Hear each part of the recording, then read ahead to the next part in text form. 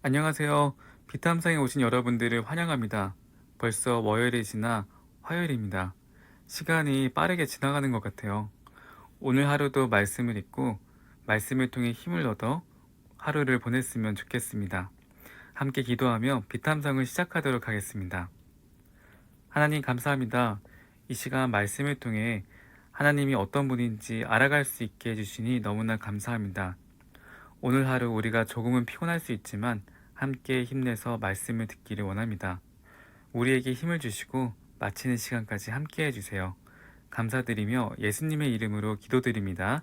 아멘. 오늘 말씀은 욥기 26장입니다. 욥기 26장까지 오면서 욥과 세 친구의 대화를 살펴봤는데요. 세 친구가 욥에게 공통적으로 얘기하는 게 있습니다. 먼저는 죄. 욥이 고통받는 이유는 죄 때문이다. 그리고 둘째로 욥은 이 사실을 인정해야 된다. 세 친구는 욥에게 지금까지 1번과 2번 죄와 인정. 욥 너는 죄를 지었다. 인정해야 돼. 너는 잘못 살았어. 인정해야 돼. 이 얘기를 반복하는데요. 이 얘기를 듣는 욥은 지쳐버립니다. 그리고 지친 상태에서 욥은 본문의 앞장 25장에서 빌닷에게 또 똑같은 말 너는 죄인이야. 심지어는 너는 벌레 같은 사람이야. 이렇게 얘기를 듣는데 욥이 이 얘기를 듣고 지긋지긋해서 이렇게 대답합니다. 2절입니다. 나를 그렇게까지 생각하여 주니 고맙다. 지금 욥은 빌닷에게 빌닷, 너가 그렇게까지 나를 생각하는지 몰랐는데 참 고맙네. 약간 조롱이 섞인 듯한 말투로 대답하고 있습니다. 그리고 욥은 또 얘기하죠. 나처럼 가난하고 힘없는 자를 도와주다니. 너는 우둔한 나를 잘 깨우쳐 주었고 내 지혜를 내게 나누어 주었다. 욥은 빌닷이 계속해서 자기에게 나무라니까 2절에서 그래, 나 가난해. 나 힘도 없고 우둔하고 지혜도 없어.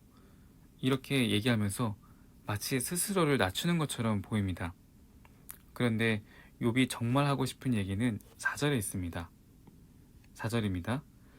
그런데 누가 내가 한 그런 말을 들을 것이라고 생각하느냐? 욥은 빌닷에게 빌닷, 나를 생각해줘서 얘기해준 건 고마운데 그런데 과연 누가 네 말을 듣겠는가? 과연 누가 네 말을 듣겠는가? 이 말은 아무도 그의 말을 듣지 않을 거라고 얘기하고 있는 거죠. 욥은 빌닷의 말이 들리지 않는다라고 지금 얘기하고 있는 겁니다. 우리가 살아가면서 힘든 시간을 보낼 때가 있습니다. 힘든 시간을 보낼 때 누군가가 우리에게 충고하거나 위로할 때가 있습니다. 근데 참 이상한 거는 누군가의 말이 그 어떤 말이 들릴 때가 있는데 어떤 말은 들리지 않을 때가 있습니다. 어떤 말은 위로가 되는데 어떤 말은 상처로 다가옵니다. 어떤 말은 더 듣고 싶은데 어떤 말은 듣기 싫을 때가 있습니다. 이처럼 왜 우리는 어떤 말은 우리에게 들리고 위로가 되면서 왜 어떤 말은 우리에게 들리지 않는 걸까요? 오늘 본문을 끝까지 읽으면 그 답을 찾을 수가 있습니다. 계속해서 말씀을 살펴보도록 하겠습니다. 오늘 본문에서 5절에서 13절까지는요. 욥이 하나님의 능력에 대해서 얘기하고 있는데요. 욥이 왜 하나님의 능력에 대해서 얘기하는지 그 이유는 본문의 앞장 25장을 보면 알 수 있습니다. 25장에서 빌닷은 욥에게 위대하신 하나님 앞에서 모두가 죄인이다. 능력의 하나님 앞에서 모두가 죄인이기 때문에 욥 너는 죄인이야. 이렇게 얘기하는데 이 말을 듣고 욥은 그래 나도 알아. 하나님이 얼마나 위대하고 크신 분인 거 나도 알아. 모르는 거 아니야. 내가 아는 하나님은 5절 죽은 자들도 그리고 물밑에 사는 자들도 떨리게 만드시는 분이야. 6절 수월도 멸망의 구덩이도 하나님은 환하게 보고 계셔. 7절 땅덩어리를 빈 곳 하늘에 매달아 놓으시는 분이야. 8절 구름 속에 물을 채우고 물이 구름 밑으로 터져 나오지 못하게 막고 계시는 분이야. 9절 하나님은 보름달을 구름 뒤에 숨기시는 분이야. 10절 물 위에 수평선을 만드시고 빛과 어둠을 나누시는 분이야. 11절, 12절, 13절 이렇게 욥은 하나님의 능력에 대해서 얘기하면서 빌닷에게 빌닷, 나도 너처럼 하나님이 얼마나 크고 위대한지 알아 지금 얘기하고 있는 겁니다. 그리고 14절에서 빌닷에게 얘기하죠. 그러나 이런 것들은 그분이 하시는 일의 일부에 지나지 않고 우리가 그분에게서 듣는 것도 가냘픈 속삭임에 지나지 않는다. 하물며 그분의 권능에 찬 우레소리를 누가 이해할 수 있겠느냐. 14절에서 욥은 빌닷에게 빌닷, 너가 알고 있는 하나님은 지극히 일부분이야. 우리는 하나님의 아주 작은 부분만 알고 있을 뿐이야. 얘기하면서 그러니까 빌닷, 하나님을 다 아는 것처럼 말하지 마. 다 아는 것처럼 말하지 마. 작은 지혜로 다 아는 체 하지 마. 지금 이렇게 얘기하고 있는 겁니다. 그리고 여기에서 왜 욥이 빌닷에게 누가 내 말을 듣겠는가 라고 얘기했던 그 앞선 얘기했던 그 이유를 알 수 있습니다. 욥이 빌닷의 얘기를 듣지 않았던 이유는 빌닷이 마치 모든 것을 다 알고 있는 것처럼 행동하고 말했기 때문에 그가 마음의 문을 닫았던 거죠.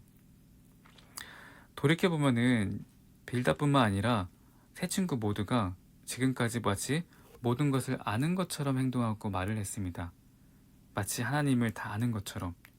그리고 더 나아가 욥의 고통과 아픔을 다 아는 것처럼 행동하고 말했죠. 욥기 22장에서는 엘리바스가 욥에게 이렇게 얘기하죠. 욥, 너는 과부와 고아를 괴롭히고 목마른 사람에게도 물을 주지 않고 배고픈 사람에게 먹을 것도 주지 않았어. 그래서 벌을 받는 거야. 이렇게 얘기합니다. 욥이 어떻게 살고 있는지 본 적도 없는데 엘리바스는 마치 다 알고 있는 것처럼 얘기하고 있는 거죠. 세 친구는 모두 욥의 고통을 다 아는 채 했던 사람들입니다. 만약 이들이 욥이 얼마나 아픈지 아주 조금이라도 공감했다면 욥에게 그렇게 함부로 말할 수 없었을 겁니다. 그런데 친구들이 계속해서 아는 채 하니까 욥이 답답해서 친구들에게 너네들 다 아는 척하지 마. 하나님도 그리고 내 고통도 아픔도 아는 척하지 마. 이렇게 지금까지 소리치고 있는 거죠. 고통에 대해서 조금만 더 얘기하고 싶은데요. 누군가 아플 때 그 사람의 아픔과 고통은 그 사람이 가장 잘 압니다. 그 사람만이 공감할 수 있습니다. 우리가 살아가면서 아플 때가 있죠. 감기, 가벼운 상처, 누군가의 다툼. 그런데 이런 것들은 누구나 다 공감할 수 있는 문제입니다. 누구나 경험하기 때문입니다. 그런데 정말 큰 고통을 겪으면 누구나 경험하는 고통이 아니면 이 문제는 누구나 공감할 수 있는 문제가 아닙니다. 똑같이 아파본 소수의 사람만 공감할 수 있습니다. 그런데 이런 아픔을 겪고 있는 사람에게 아팠지, 다 알아. 이렇게 아는 듯이 얘기하면 상처가 되는 것이죠. 오늘 말씀의 교훈은 그래서 오늘 말씀의 교훈은 겸손하자입니다. 우리는 생각보다 모르는 게 많은 것 같습니다. 우리는 우리 자신을 가장 잘 안다고 생각하지만 사실 모를 때가 많죠. 또 누군가의 아픔도 잘 모를 때가 많습니다. 그리고 더 나아가서 하나님에 대해서도 모르는 부분이 많이 있습니다. 따라서 우리는 겸손한 마음으로 배워야 합니다. 하나님을 계속해서 알아가야 합니다. 또 아픈 지체가 있다면 어떻게 들리는 말을 전할 수 있는지 그 방법을 배워야 합니다. 이렇게 항상 배우겠다 하는 마음이 있다면 욥의 세 친구처럼 아픈 사람에게 상처 주는 그런 실수는 하지 않을 것입니다. 오늘 하루 우리가 겸손하고 배우는 마음으로 또 오늘 하루를 살았으면 좋겠습니다. 다 같이 기도하면서 비탐성을 마치도록 하겠습니다. 하나님 감사합니다. 오늘 하루 하나님의 말씀을 듣고 세상을 살아가는 지혜를 배울 수 있게 해주시니 너무나 감사합니다. 하나님, 우리의 말이 혹시 누군가에게 들리는 말인지 들리지 않는 말인지 생각해 보게 되었습니다.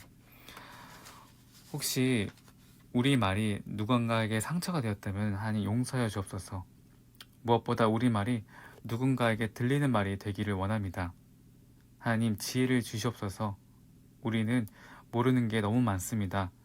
아픈 지체에게 어떻게 위로해야 되는지 지혜를 주시고, 그리고 더 나아가 하나님의 말씀을 전할 때 어떻게 복음의 메시지가 잘 들리게 할 수 있는지 지혜를 주시옵소서. 겸손한 마음으로, 배우는 마음으로 우리가 이 세상을 살기를 원합니다. 하나님 감사합니다. 오늘 배운 것들을 또 우리가 실천할 수 있는 하루가 될 수 있게 도와주세요. 감사드리며 예수님의 이름으로 기도드립니다. 아멘.